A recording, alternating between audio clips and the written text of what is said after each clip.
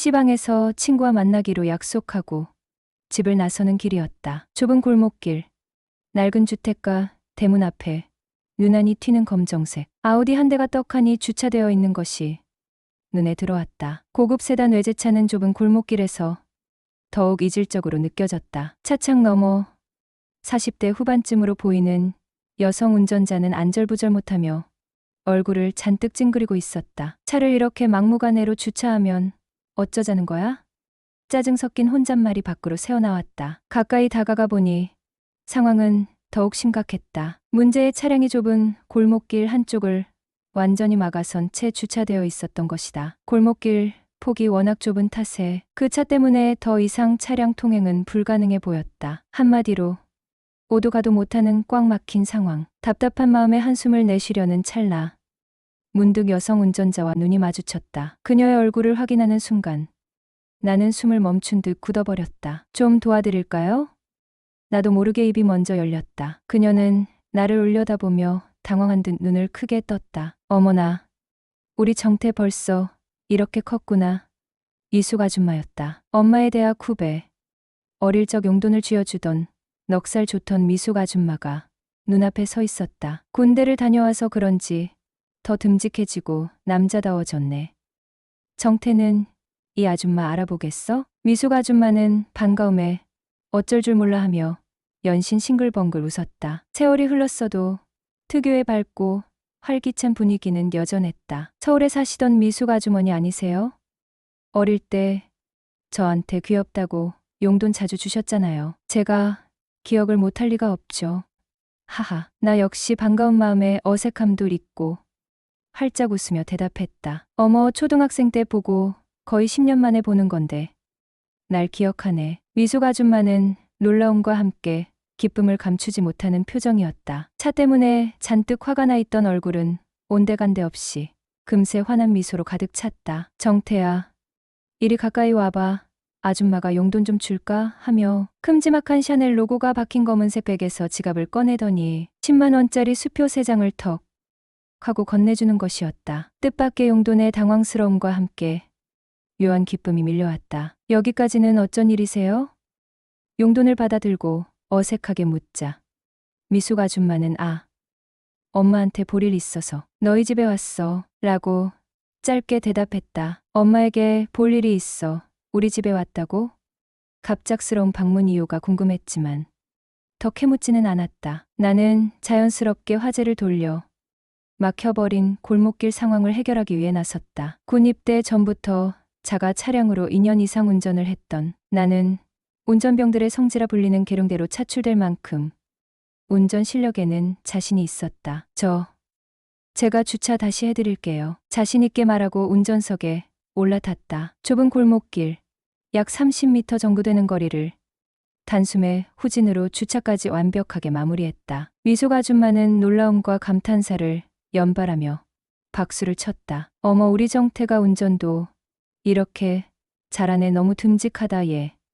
나도 너 같은 애인 하나 있었으면 좋겠는데. 호호호. 솔직히 미숙 아줌마의 과장된 칭찬과 농담에 살짝 당황했다. 애인이라니 농담이겠지. 어색하게 웃으며 능글맞게 받아쳤다. 애인이요? 이렇게 돈 많고 용돈 두둑이 주는 누나라면 저야 뭐 언제든지 콜이죠. 농담 반 진담 반 섞인 능글맞은 대답에 미숙 아줌마는 더욱 호탕하게 웃음을 터뜨렸다. 어머, 얘 봐라. 진짜 능글맞아졌네. 그녀의 웃음소리는 골목길에 활기찬 울림을 퍼뜨렸다. 그렇게 오랜만에 만난 그녀는 제대 축하 기념이라며 언제 한번 연락하면 맛있는 것을 사주겠다고 약속하며 고맙다는 인사를 건넸다. 그리고는 자신의 지갑에서 명함 한 장을 꺼내 내게 건네주었다. 혹시라도 연락할 일 있으면 이 번호로 해. 받아든 명함은 모 생명보험사에서 만들어진 것이었고 미숙 아줌마의 직급은 팀장으로 기재되어 있었다. 그녀의 이름 옆에 반짝이는 팀장이라는 직함이 왠지 모르게 그녀를 더욱 매력적으로 보이게 했다. 어릴 적 기억 속의 푸근한 아줌마 이미지와는 사뭇 다른 성공한 커리어 우먼의 향기가 물씬 풍겨져 나왔다. 며칠 뒤 친구 녀석과의 술 약속은 늘 그렇듯 목적 없는 무료함 달래기였다. 저녁 식사 전 동네 치킨집에 마주 앉아 맥주를 들이키며 영양가 없는 시시껄렁한 농담을 주고받았다. 어영부영 시간이 흘렀지만 헤어지기엔 어딘가 아쉬움이 남았다. 실내 포장마차 나갈까?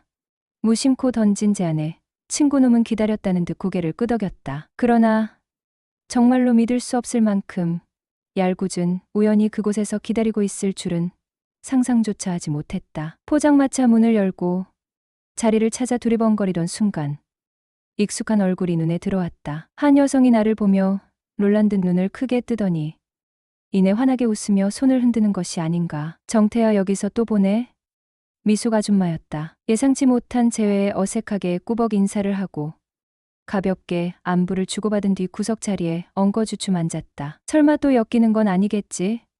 쓸데없는 걱정을 하며 친구 놈과 맥주잔을 기울이는데 잠시 후 그녀가 접시 가득 튀김 안주를 들고 우리 테이블로 다가왔다. 자기들 안주가 많이 남아서 그러는데 나눠 먹자며 뜻밖의 친절에 친구 놈은 나보다 더 신이 나서 감사합니다.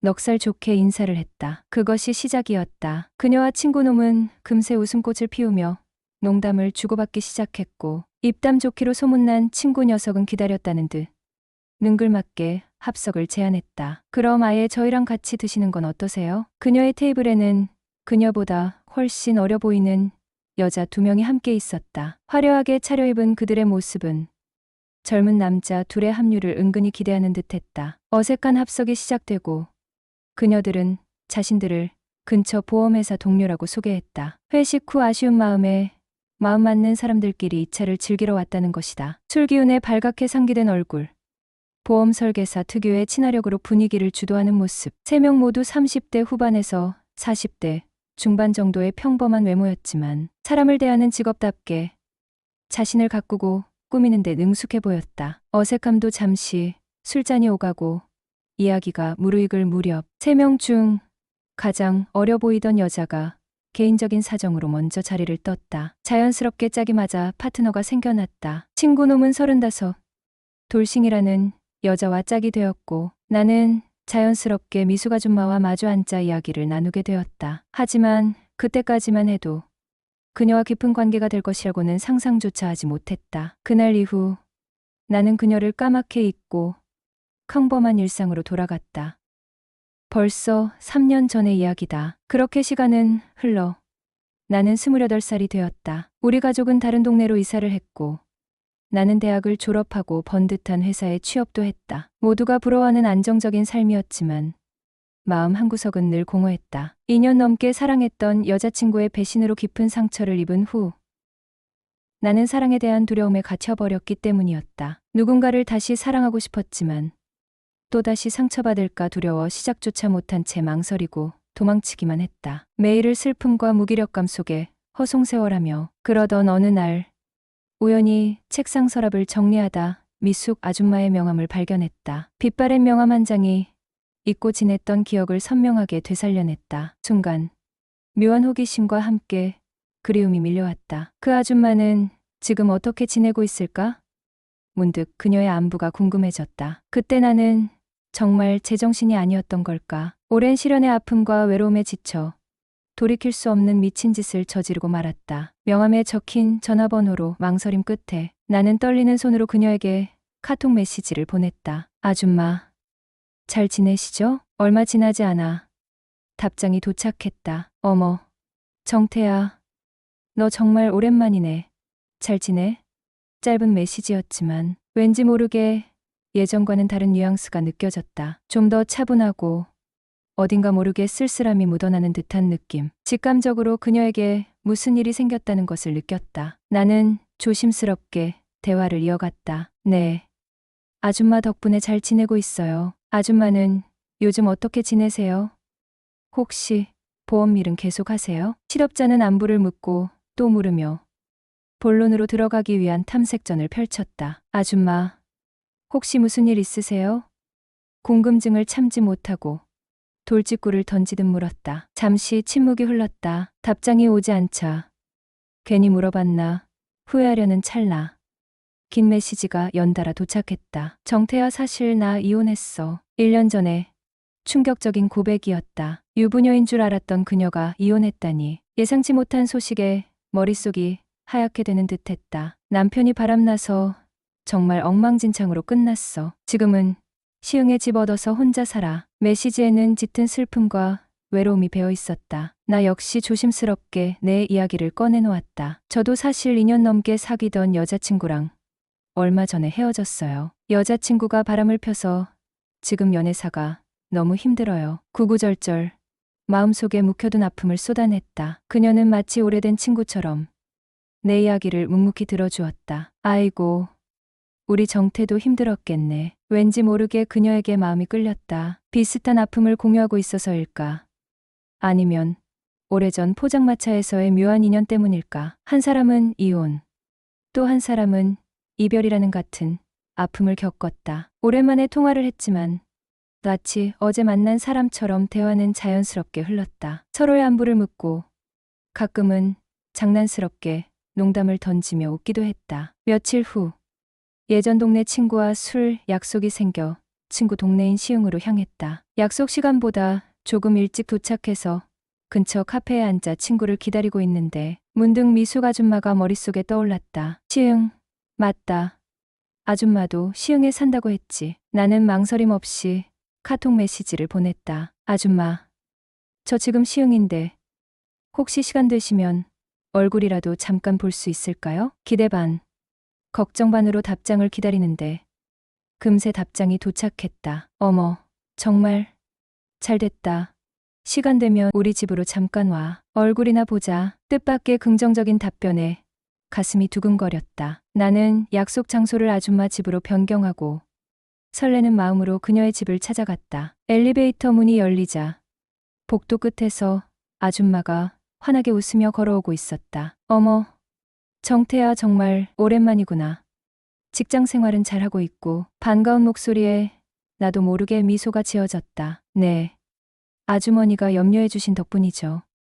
호, 넌 더 멋있어졌구나. 난 갈수록 나이 들어 보여서 걱정인데. 아줌마는 괜히 머쓱한 듯 웃으며 말했다. 정태야, 너 저녁은 먹었어? 아니요, 아직이요. 친구 만나서 먹으려고 했어요. 아, 그랬구나. 그럼 오늘 아줌마 집에서 저녁까지 먹고 갈래? 뜻밖의 제안에 망설임 없이 대답했다. 그래요. 안 그래도 아줌마 만난다고 친구한테는 다음에 보자고 전화했는거려. 나는 그냥 중국집에서 짬뽕이나 시켜 먹으려고 했는데. 너 양장피 좋아하니? 우리 집에 귀한 손님이 왔으니 요리라도 하나 시켜줘야지. 아줌마는 넉살 좋게 웃으며 말했다. 뜻하지 않게 미숙 아줌마에게 짬뽕에 양장피까지 좀 과하게 얻어먹게 되었다. 막상 단둘이 식탁에 마주 앉아 음식을 먹으려니 어색함과 함께 묘한 설렘이 뒤섞였다. 뭔가 빠진 듯한 허전함. 그것은 바로 술이었다. 그런 내 마음을 읽기라도 한 듯 아줌마가 먼저 입을 열었다. 반주로 소주 한 잔 할래? 나는 기다렸다는 듯. 그럼 딱 한 잔만 할까요? 라고 대답했다. 그렇게 캔맥주 2캔으로 시작되었던 우리의 야릇한 밤이 소주잔을 기울이며 다시 시작되려 하고 있었다. 양장피의 마지막 남은 해삼 조각을 아껴 먹으며 소주잔을 기울였다.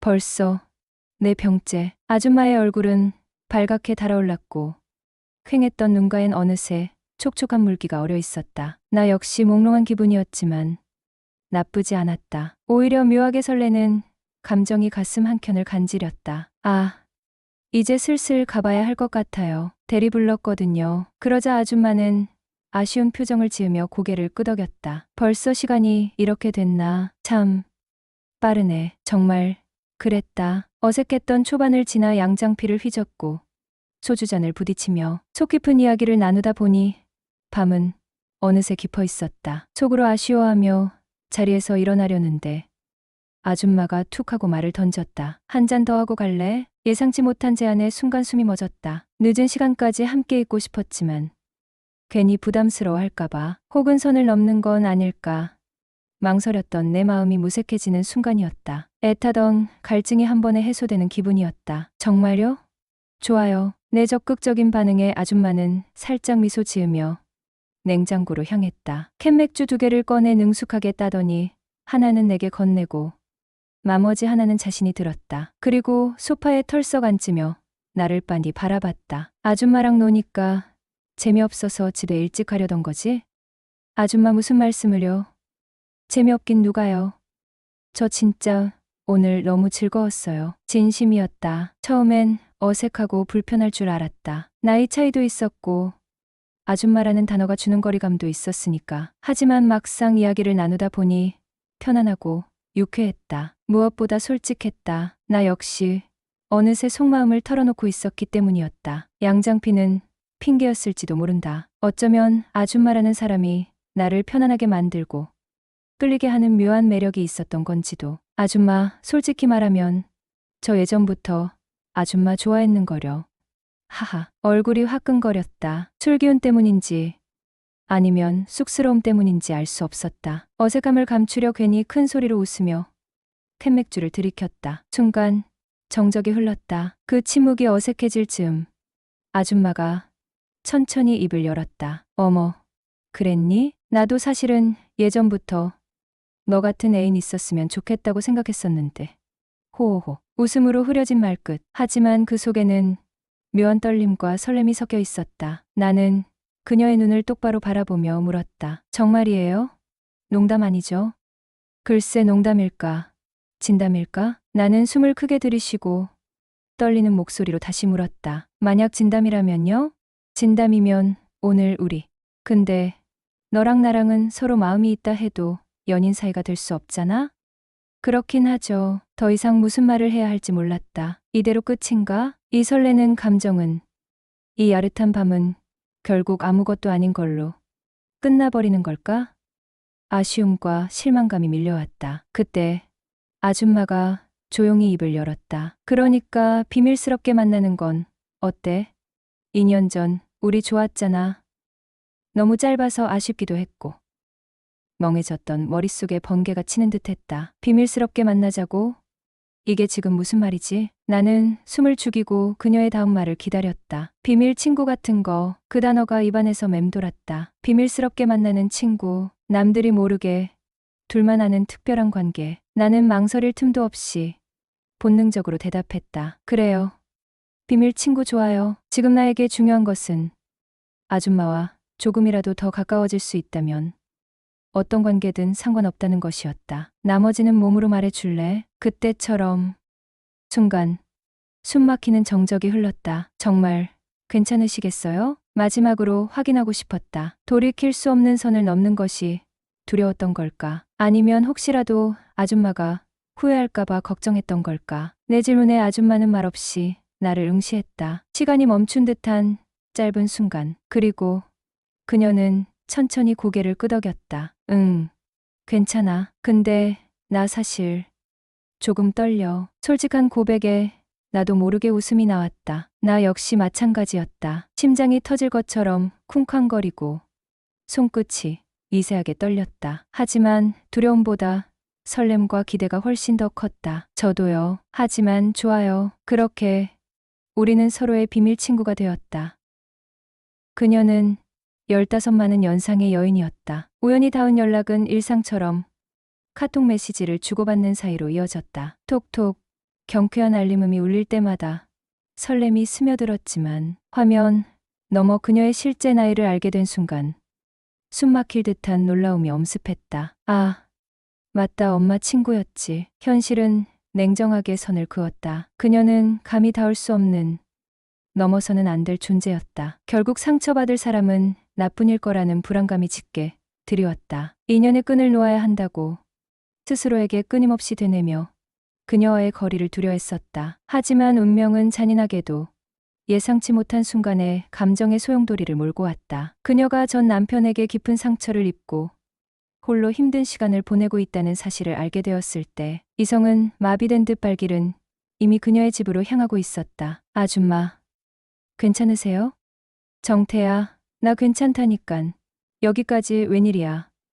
현관문이 열리고 그녀는 퉁명스레 말했지만 얼굴에는 당황스러움과 함께 반가움이 어른거렸다. 나를 맞이하는 그녀의 태도는 여전히 편안하고 친근했다. 나를 마치 철없는 친조카 대하듯. 걱정스러운 마음에 달려온 내 행동이 다소 어색하고 과장되었을지도 모른다. 하지만 그녀의 눈에는 그마저도 귀엽게 비춰지는 듯했다. 환하게 웃으며 나를 맞이하는 그녀의 얼굴은 생각보다 훨씬 밝아 보였다. 너 이제 장가가도 되겠어? 늠름해졌는걸. 장난스러운 칭찬이었지만 사랑스러운 눈빛으로 나를 빤히 쳐다보는 순간 말로 형용할 수 없는 설렘이 가슴 깊숙이 파고들었다. 그녀의 미소는 햇살처럼 쏟아져 내렸고 나는 속절없이 녹아내리는 얼음처럼 그녀에게 스며들었다. 그 후로 우리는 이전과는 다른 관계를 맺기 시작했다. 가끔 그녀와 만나 밥을 먹고 영화도 보고 가까운 곳으로 드라이브를 떠나기도 했다. 어쩌면 그녀는 이혼 후 주변 사람들과 단절된 채 힘겨운 시간을 보내던 중 나라는 예상치 못한 존재에게 마음을 열게 된 것인지도 모른다. 내가 짠 하고 나타난 것처럼 그녀의 삶에 스며들었고 그녀는 나에게 정신적으로 의지하고 싶어하는 듯했다. 매일같이 카톡을 주고받으며 속마음을 털어놓을 수 있는 사람은 주위를 둘러봐도 나밖에 없었을 테니까. 시간이 흐를수록 우리는 자연스럽게 서로에게 물들어갔다. 매일부터 지내다 보니 어느새 정이라는 감정이 깊숙이 자리 잡았고 서로를 향한 감정은 점점 더 복잡하고 미묘하게 변해갔다. 더 이상 단순한 엄마 친구나 조카의 관계가 아니었다. 우리는 서로를 이성으로서 의식하기 시작했고 어느 날 술 기운을 빌려 나눈 그날 밤의 대화 끝에 우리는 아슬아슬한 비밀 친구가 되기로 약속했다. 하지만 비밀스러운 관계가 시작되자 예상치 못한 감정이 싹트기 시작했다. 그녀가 점점 더 좋아지는 것이다. 처음에는 연민과 동정심이었을지도 모른다. 하지만 시간이 지날수록 그녀의 밝은 미소, 따뜻한 위로, 장난기 넘치는 말투 하나하나가 가슴 깊이 스며들었고 이제는 그녀 없이는 하루도 견딜 수 없을 만큼 그녀를 사랑하게 되었다. 그녀는 장난스럽게 나를 서방님이라고 불렀고 나 역시 그녀를 자기야라고 부르며 서로에게 애정을 표현했다. 요즘은 정말이지 함께 살다시피 지내고 있다. 아침에 눈을 뜨면 그녀의 따뜻한 밥상이 기다리고 밤에는 서로의 어깨에 기대 앉아 하루의 피로를 잊는다. 마치 풋풋한 신혼부부처럼 매일매일이 설레고 행복한 꿈결 같은 시간들이 흘러가고 있다. 하지만 행복이 커질수록 불안감 또한 그림자처럼 짙게 드리워졌다. 이 행복이 영원할 수 없을 거라는 것을, 우리의 만남이 언젠가는 끝날 운명이라는 것을 너무나 잘 알고 있기 때문이다. 하늘이 이 행복을 시샘하여 잔인하게 우리 사이를 갈라놓을까 두려운 마음이 끊임없이 마음속을 맴돌았다. 그럼에도 불구하고 나는 간절히 바란다. 우리의 만남이 비록 슬픈 결말을 맞이할지라도 부디 그녀와 내가 이 시간을 통해 조금이라도 더 행복해지는 날이 오기를. 지금 이 순간의 행복을 영원히 잊지 못할 추억으로 간직할 수 있기를.